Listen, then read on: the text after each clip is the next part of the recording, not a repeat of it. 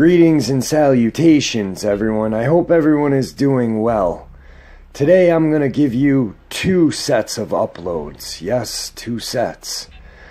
With this one, I've got a Dogman and Skinwalker possible Dogman encounter to share with you. Now, I've got a couple of links I'd like to share as well. As you know, I rely on my Patreon, my PayPal, and my merch links to help this channel continue to grow and go. I also have a second channel, which is for creepypasta, fanfiction, and scary voice acting. If that's anything that you're into, follow that link below and give those stories a listen. You may just like them. And with that, guys, I've taken enough of your time.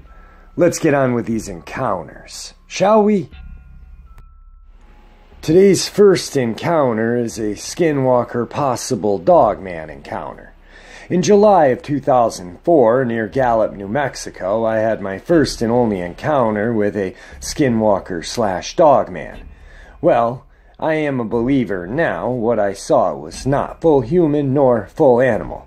I was moving and had just completed the cleaning and was with my 10-year-old son. We'd called it a night and were headed to our new place. As we walked out the front door, I saw a figure move from behind my neighbor's car to a nearby tree and stood between our apartments.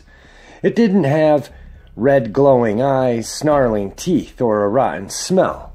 It did move quickly, but not quick enough to avoid the light from the nearby light post and porch lights. It didn't look at me or come towards me. It moved as if it was trying to be avoided seeing. I was within 15 feet of it, but did not look back to fully inspect it. What I saw was a wolf-like animal that sort of resembled the Beast from Beauty and the Beast, just not cartoonish.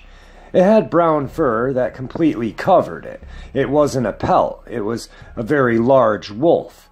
It didn't have human traits except that it walked on its hind legs. It cowered behind the tree as we got into our vehicle. When I got in, I asked my son, "Did you see that?" Thankfully, he hadn't. My brother-in-law insists it wasn't a skinwalker because I would have never seen it. To this day, I can picture what it looked like, and I know they exist, and I also pray that I never encounter another one. Our second encounter of today. I'm 20 years old now, and my encounter happened when I was 6 years old, turning 7. Back then, my family and I lived in the country, in Brazil. It wasn't a rural property, it was more like a country summer house, but in the city. The property was just outside the suburbs in the northwestern part of the city, edging the city limits and nearing the country. It was approximately 420 square meters of a piece of land, surrounded by 2-meter walls for privacy. The house sat in the far corner of the property. With a good view of the surroundings, the region resembled southern Missouri or northeast Kansas, but it's tropical rather than temperate subtropic. The city is a metropolitan area with a population of roughly 500,000. It would resemble Wichita, Kansas, or Kansas City. The landscape is fairly flat with some hills. The scenery has little vegetation, with only some parks and nature preserves, none big enough to have a decent population of any medium to large animal species whatsoever. There are no bears in Brazil, and the largest predators found in the wild are the maned wolf, the southern South American cougar, and the jaguar, none of which really can be identified as what I saw. My encounter was brief, but clear enough for me to make out the shape of the creature. So on to the encounter. It was Friday, October 18th, 2002. It was mid-spring, and that night there was a full moon with relatively cloudy skies. We had a dozen dogs on the property, which all slept together in a large kennel on the side of the house. They would be pretty quiet at night, but on that night they were unsettled and spooked. One of the dogs managed to escape from the kennel and was desperately trying to get into the house. I was alone with my mom, and she asked me to turn on the floodlights outside to check what was going on. I did that and went to the front porch to scan the area, trying to see what could have scared the dogs.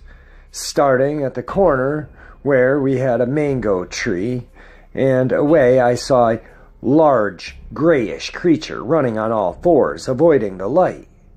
It passed behind the mango tree and disappeared in the dark. As I saw it, I immediately identified it as being a werewolf, like the one from Bad Moon, but with a slightly larger head, thicker snout, and bulkier build. On its hind legs, it must have stood at least 6.5 to 7 feet tall. I froze for a few seconds after seeing it, and as soon as I recovered from the shock, I sprinted as fast as I could back into the house, locked all the doors, and closed the windows that were still open. I was familiarized with werewolf movies back then. I was already aware of the impossibility of there being someone who could shapeshift into a monster, but what I saw was unmistakably a werewolf. So, since that encounter, I started to believe in werewolves only under the concept of a Dogman. And that is the encounter I had with the Dogman. Just like in the U.S., there are places where sightings are frequent. There are places in Brazil where they happen as well. There was a series of nights in this small city in the 90s where people claimed that a werewolf was roaming the streets at night after dark, trying to invade houses, climbing on roofs and howling all night long, scaring people's dogs and attacking livestock. It really scared people. The state police began reinforcing night patrols and started investigating, assuming that someone was out at night in a suit scaring people. Some cryptozoologists even collected DNA samples. As it turned out, it was not human DNA or that of any known animal, and it certainly was not artificial hair from a suit. Alright guys, I hope you enjoyed these encounters. Just 2 little bonus stories that I wanted to include in the story before, but did not. So I hope you guys enjoy these, and like I said, I'm working on a lot more encounters for you in this week coming to Christmas. That will be my present to all of you. I want to thank all of you for your support, and with that, I bid you a farewell.